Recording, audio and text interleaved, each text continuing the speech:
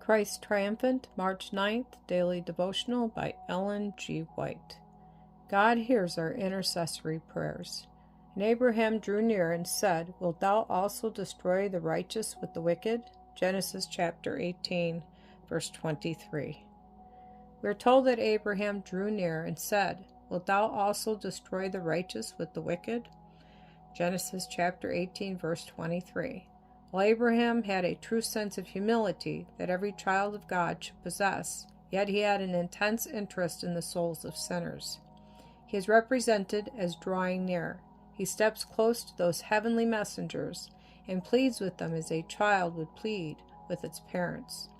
He remembers that Lot has made his home in Sodom, and that Lot has connections all through Sodom by marriage.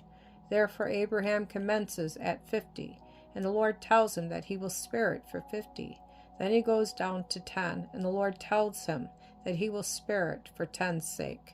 He does not make any further appeal, but he does hope that there will be found 10 righteous persons in Sodom. But when the angels come to Sodom, they could not find even 5 righteous ones in that splendid city.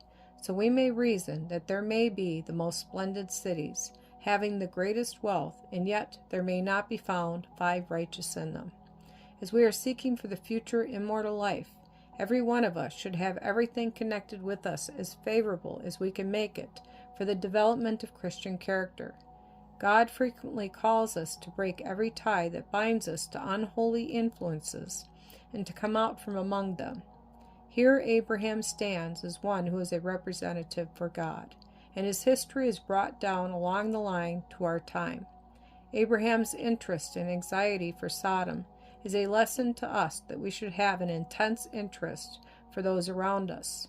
Although we should hate the sin, we should love the souls of those for whom Christ died. And then we should feel most grateful to God that we have one who is pleading in the heavens above in our behalf. Jesus knows the worth of every soul, because it is He who paid the price for everyone. When He was in His agony at the crucifixion, He prayed there for His enemies, and He said, Father, forgive them, for they know not what they do. Luke chapter 23, verse 34. And here, as we see in the case of Abraham, He pleads for the guilty as one person pleads for another. We should offer that same earnest prayer for those who are in darkness.